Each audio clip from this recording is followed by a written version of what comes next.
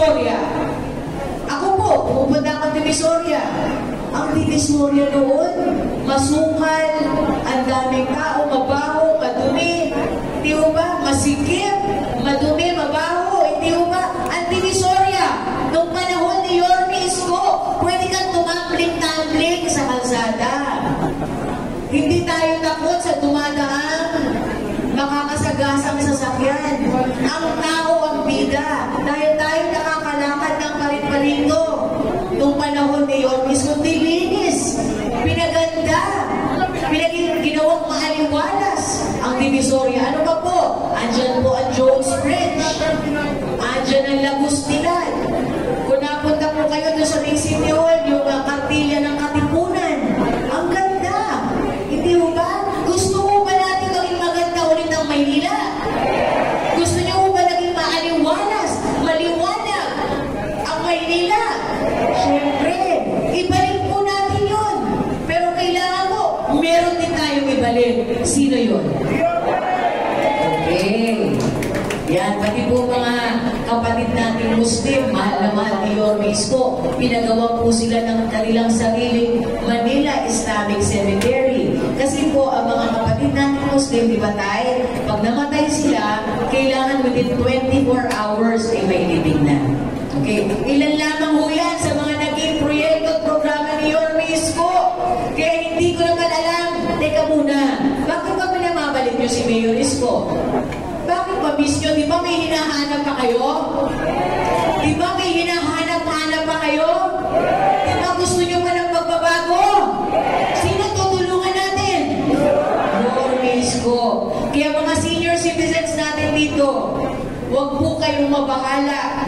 Pag nagbalik si Yorme Isko, kung ganitong mahal na kayo, lalo pang magbabaha ang pagmamahal para sa ating mga senior citizens sa pagpapalik ni Yorme Isko. Yun lamang po mga kaibigan, mula po sa inyong lingkod, dating po si Albert Rivera, mahal ko po kayo, mabuhay po kayong lahat, maraming salamat. Maraming salamat po si Albert Rivera. Ayan, may bibigyan po ba natin? Hello, my check. Magandang umaga po. Mga lolo't-lola ko, mga senior citizen ang punta. Kilala niyo na po ba si Voltaire? Ayos ha, nakasal. Para po dun sa mga hindi pa po nakakilala kay Voltaire, ako po ang bunsong anak ng ating puting Konsehal Kaloy Castaneda. Ako po ang anak ni Daboy. Kung si Konsehal Kaloy Castaneda po ang Daboy ng District 6, si Voltaire naman po yung good boy. Si Voltaire Castaneda po ay kasalukuyang Chief of Staff ni Konsehal Kaloy Castaneda sa City Council of Manila. Ako po ay nag-aaral ng abogasya at ako ay nasa 4th year journey ko na po sa law school. May tanong lamang po ako mga lolo't lola ko. Sino po mas pogi sa amin ni Konsehal Kaloy?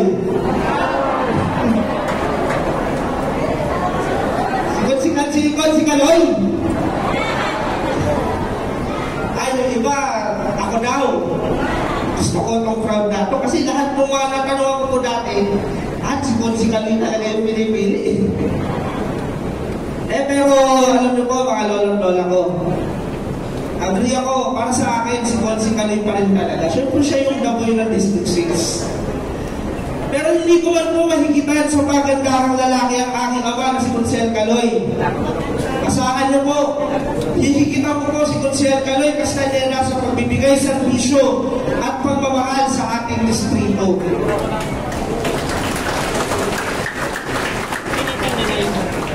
Noon pa lang po, kasama na po ako ni Konsehal Kaloy sa pagbababa ng mga programa. Naalala ko lamang po, lolo't lola ko. Dati doon sa may tapat ng Pamaster Shop, yung Lampingan Bridge, may nagtanong po sa akin doon, sabi sa akin, Konsi, hindi ba masyado pang maaga? Hindi ba masyado pang bata para ikaw yung magtuloy ng serbisyo ni Konsehal Kaloy? Mga batang punta, mga lolo't lola sa punta, sabi ko naman, old na ako. Pero mukha pa rin ako 24. Baby face lang. Pero kidding aside po, mga lolo't lola. Si Walter Castellana po, ako po ang tatayong apo, anak nyo sa City Council ng Maynila. Ako po bilang future abogado ng ika-6 na distrito ng Maynila, 10 po ng aking mga kasama, ang buong Yormes Choice. Siyempre po sa pangunguna po ng ating Yormes Moreno, Vice Mayor Chia Tenza, ang ating magiging Congressman Joey Uy, at ang ating mga Yormes Choice, ang mga konseho po, ang Yormes Choice. Andito po kami na nagmamahal at naglilingkod sa inyo. Ipaglalaban po namin ang inyong mga karapatan at ang ikagaganda ng Maynila. Siyempre, lalo-lalo na po ang mga benepisyo ng ating mga senior citizen. Ang Yormes Choice po nandito po para po sa mga batang Manileño, ibabalik po natin kung ano po yung mga nawalang benepisyo tulad po ng insure. Sana po, kung piliin nyo po ang isa, piliin nyo na po lahat. Mamaya po, explain po ni Yorme kung bakit kailangan po na sana piliin nyo na po kami lahat para imbis na magkaroon ng politikahan, edi yung oras na gugugol ni Yorme sa mga kukontra sa kanya. Kung may explain po kami, kung kami po ay papalarin, dire-diretso lang yung oras po sa servisyo mapupunta. Imbis na magkakaroon po ng politika pa sa City Council. Itutuloy ko po,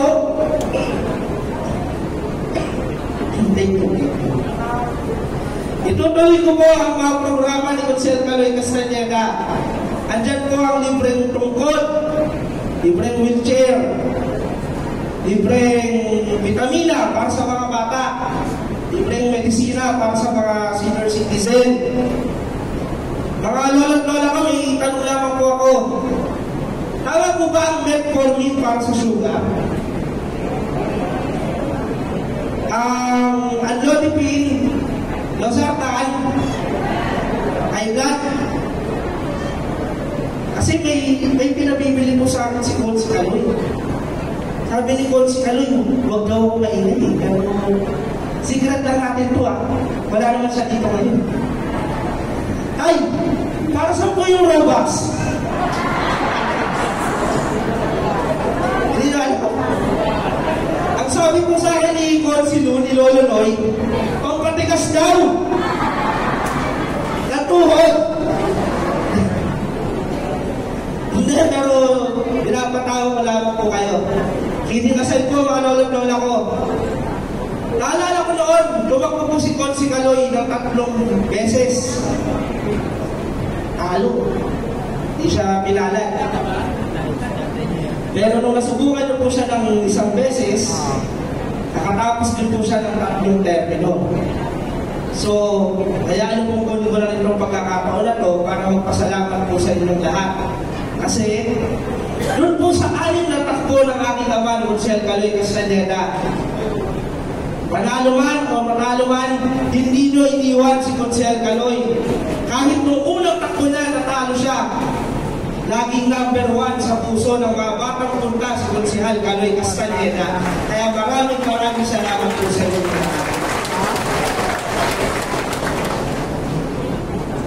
Sana po, ako po ay kumakatok sa inyong mga puso. Subukan niyo po magservisyo si Consel Caloy. Subukan niyo po ang isang batang Castañeda.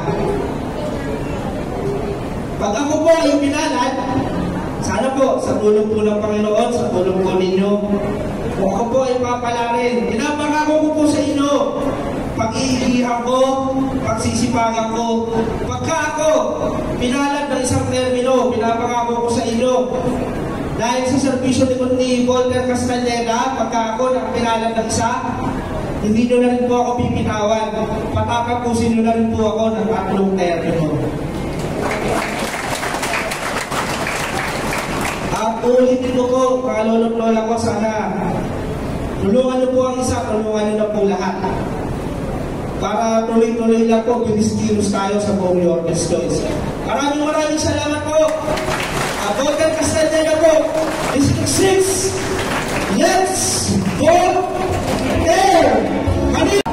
Hello! Hi! Gising po ang ating mga senior citizen ng Bunda. Magandang umaga po, mga senior citizen ng Bunda. Hindi ko ba kayo nag-isip kung paano kayo nakapunta rito, kung bakit kayo pinapunta. Pinapunta kayo para kayo ay mag-aliw-aliw at marinig ang aming mga sinasabi dito. Ang Yormes Choice po. Marahil dito po ay marami po ang hindi po nakakakilala kay Kit Marasigan. Taas ka ang kamay ng hindi nakakakilala kay Kit Marasigan. Halos lahat po. Dahil po si Kit Marasigan ay bagong-bago po sa pandinig at pantingin nyo. Bago po ako, pero hindi na po ako bago sa pagtulong at pagsiservisyo, lalo-lalo na po sa barangayan. Ako po ay 2 terminong naging barangay kagawad, 3 terminong naging barangay chairman sa pinakamalaking barangay sa buong Distrito 6. Yan po ay malapit sa PUP, GSIS Metro Homes. Ako po ay 20 taon na nagsiservisyo sa barangay sa mga tao. At alam ko na po ang laylayan po ng gobyerno. Dahil ang mga barangay chairman ang nakakaalam, na higit na nakakaalam sa problema ng mga tao. Lalo na po sa maliliit at sa mga kapuspalan ng mga tao sa barangay. Meron po sana akong itatanong sa inyo. Ang gusto ko lang po, ang isasagot niyo po ay syempre.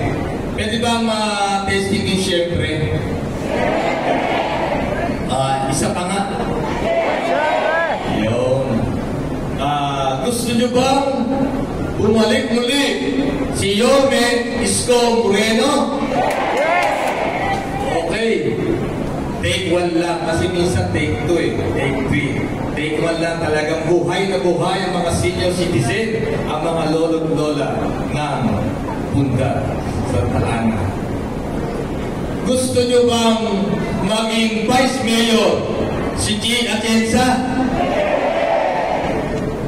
Okay Kasi meron tayong pinababalik na mayor at meron ng Vice Mayor na tutulong kay Yorme Isko Moreno para buhayin muli ang Maynila. At siyempre po, sa ating distrito, merong tatayo o kakatawan sa ating distrito. Yan po ang isang congressman na pinili po ng Yormes Choice ni Yorme Isko Moreno ang isang magseservisyo at hindi magninegosyo. Gusto niyo bang maging congressman si Joey Uy? Malakas lahat take 1. At syempre naman po, huwag niyo na pong kakalimutan po ang mga Yormes Choice. Dahil po ang Yormes Choice po ay pinili talaga ni Yorme Isko Moreno para magsilbi at tumulong sa ating distrito. Uulitin ko po, ako po ay 3 terminong barangay chairman at ako rin po ang founder ng federasyon ng samahan ng mga chairman sa buong Santa Mesa. Ang Santa Mesa po ay binubuo ng 4 na zona, 27 barangays. Ako po ay naging una rin presidente ng anak ng Santa Mesa. Ang anak ng Santa Mesa po, ang meaning po niyan ay asosasyon nagkakaisang kapitan ng Santa Mesa. Ang aking po magiging proyekto ay para po sa mga kabataan na hindi sila malulong sa mga masasamang bisyo. Papalawigin ko po ang sports sa ating distrito. Taon-taon po ay magkakaroon tayo ng basketball interbarangay. Ganon din po sa mga kababaihan at doon naman din po sa mga LGBTQ+, magkakaroon tayo ng taon-taunang volleyball. At siyempre po ay hindi po mawawala sa aking programa ang mga lolo't lola, kayong mga senior citizen. Hindi naman po kayo magbabasketball. At hindi rin po naman din kayo lalo na magbabalibol. Kasi baka makita ang mga leaks nyo. Kayo po, ang proyekto ko para sa inyo ay mag-ano po ako ng isang mobile clinic. At ako po ay babadinan ko po kayo para po sa mga pang-araw-araw na pangangailangan nyo, yung mga maintenance nyo, gamot at lalo-lalo na po yung vitamins nyo. At kayo po ay hindi na pupunta pa sa opisina. Halimbawa, kung ako ay papalarin dahil sa tulong ninyo, hindi na po kayo kailangan mapupunta sa City Hall, kundi ako mismo ang magbababa bawat barangay-barangay. Dahil mahal na mahal ko po ang mga lolo't lola, dahil kung wala po kayo, wala rin ako, wala rin kami lahat dito. Ganun po, ang bagong mukha ay ang magiging bagong pag-asa ng Distrito 6, Kit Marasigan, Manila, Godverse. Magandang umaga po at maraming salamat po. Maraming salamat. Anyway, magandang umaga po sa inyong lahat, mga batang punta. Taas na ang kamay. Yan. Yung kaliwa naman, yung kabila naman. Para hindi tayo antukin. Okay, alam nyo mga kasama, nung mabalitaan ko ng mga taga-punta ang aming bisita, ako po'y excited na excited. Bakit po? Siyempre, taga-punta po eh. Kilala niyo po ba ako? Meron ba hindi nakakakilala? Okay, baka meron ba hindi nakakakilala, no?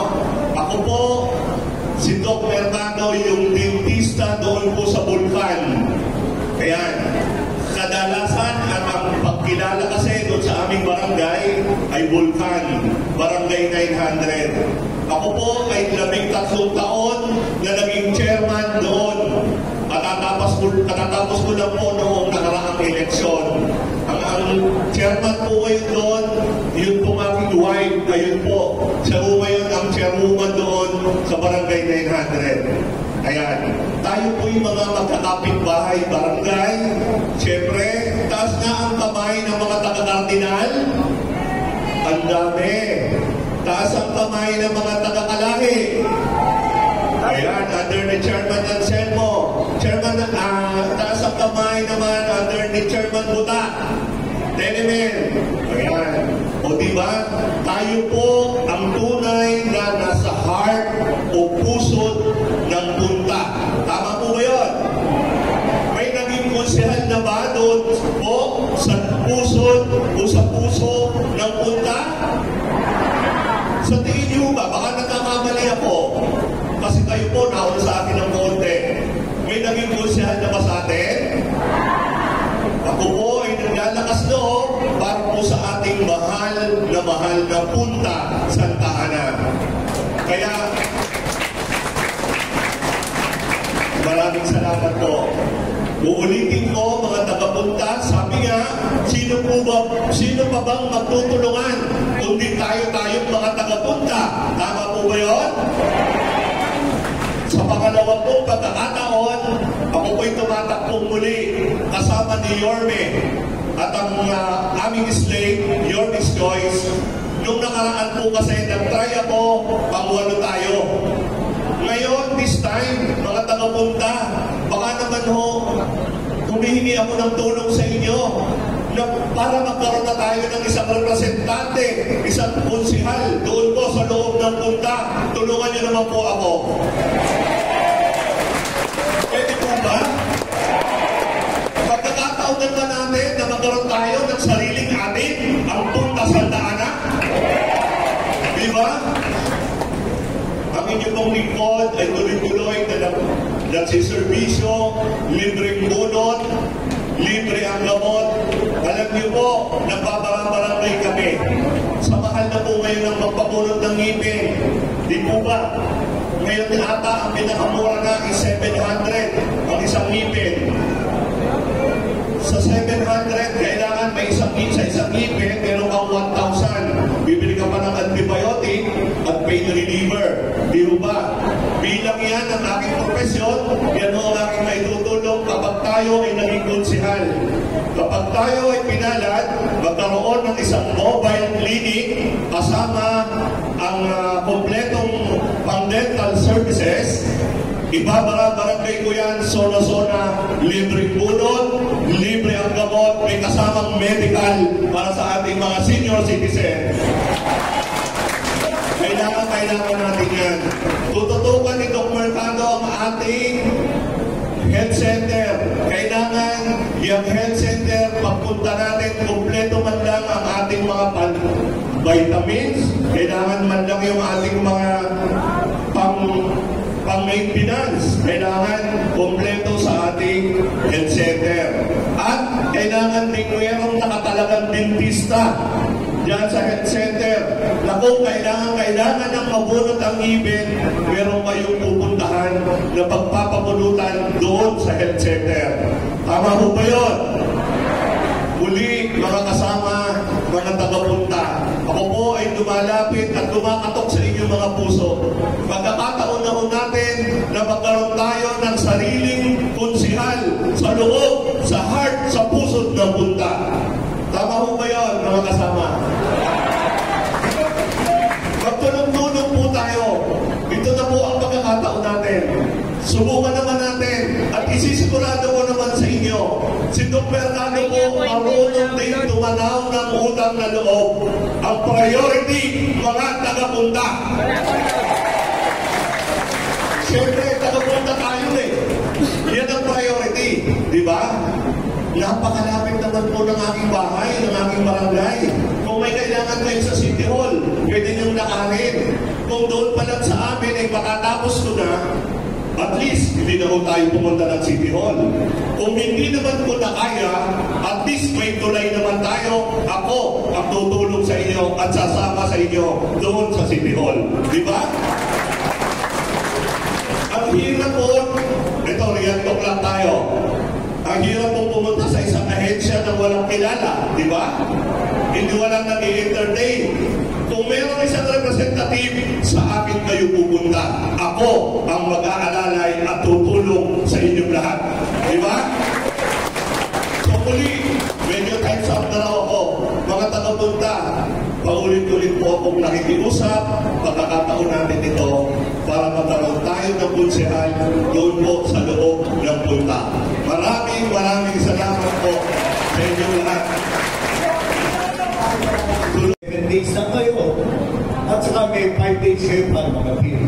Pero ako po'y naniniwala sa programa ng Your Miss Choice. Kasama ko ang aking mga konsyal. Kapag may paawang Panginoon, pagka nasukit po natin ang tagumpay, i-9-0 natin, agad-agad po, yan po ang unang aamentahan ng Your Miss Choice sa aming mga minamahal ng aming plato. Si Joey po'y kumatok sa inyong mga puso noong 2004. Sabi ko, dasal niyo po ako, yakapin niyo, mahalin niyo, tulungan niyo, at ampunin niyo na po. At sa awa po ng Panginoon, nakajamba yung Joey. yung mga sinabi po ng aking anak na si Christian Joey Uy, hindi po ko kilala ni si Joey Uy. Minsan po, hindi po nangako ang pamilya Uy. Basta sinasabi po namin, handa po tumulong kami sa abot lang po ng aming mga kaya. Yan po mga programa na yan, hindi ko po pinangako yan. Pero ako, kilala nyo na hindi masyado masalita. Pero yung mga problema sa pamayanan, nililista po yan. Sino po ba tinatay namin dito? Siguro, mami, dating kilala niyo si Joey Uy. Hindi pa ako konsyal. Naging susi po ako sa pagpapatubig ng tenement po noong 1998. Dahil ako po isang civic leader, isa po ko sa pinakabatang Rotarian sa kasaysayan ng Pilipinas. At the age of 21, 5 consecutive years group director po ang inyong likod, all highest well member ako ng Rotary Club of the Philippines. Diba tama po noong 1998, diba? Ang problema po sa tenement, pinutulak po ng trolley pataas. Pagka nasa 7th floor ka, ang bayad mo sa trolley 7 pesos, 50 pesos ang isang container. Per floor, nagmamahal. Di po ba? Yan, alam niyo po na isa po po na sa naging instrumento. Pero nung ako po'y napagbigyan, noong 2007, naging chairman po ako ng Committee on Engineering. Sa loob po ng 2 linggo, ipinasang po yung pagpaparipay ng tubo ng tubig, hindi lang po sa ika-6 na distrito ng Maynila, bagkus sa buong Kamaynilaan. Ang halaga po niyan, 168 million. May resibo yan. Kung may kilala po kayo sa First Bond po, sister company po ng ABS-CBN, Lopez Group of Company, ako po, katayan po ni Joey Uy, ang ETP sa ABS-CBN Foundation. Yung ETP po noon, kasi hindi pa masyadong high-tech, wala pa YouTube noon. Katayan po ang ABS-CBN. Kung makikita niyo po, ang programa ko po, kung ako po ngayon, may awa po ang Panginoon, pagkasukit po natin ito po. Ang una ko tututukan ay yung scholarship program sa ika-6 na distrito ng Maynila. Kasi wala po tayong scholarship program. Noong September, nabanggit ko po yan. Pero po yung may nagbigay po ng 3,000, sabi scholarship program. Hindi po scholarship yun.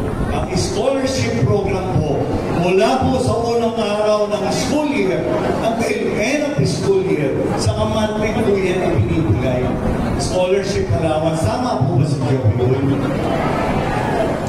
Pagka pinahabol lang po, hindi po scholarship yun. Financial assistance lang po yun. At sa ibang panahon po, kay papakinig po ako dahil sinusundan po yung programa ko. Ito, 2 lang po na bibigay ko. Bukod po doon, ang gusto ko magbigay, yung mga school supplies pa, po doon. Dahil malaki naman ang pondo ng congressman. Makahawak na ba kayo ng 1 bilyon? Di ba? Nakahawak na po ba kayo? 1 bilyon? Napakarami nun, no? Kasi po, ang congressman po, sa buong Pilipinas, may pondo po ng 300 milyon sa loob po ng 1 taon. Sa loob po ng 1 termino times 3, 900 million po yan. Hanggang 1 billion. Pero sabi ko nga, ako, bukod po doon sa mga school supplies, baka pwede pa natin bigyan ng vitamins yung ating mga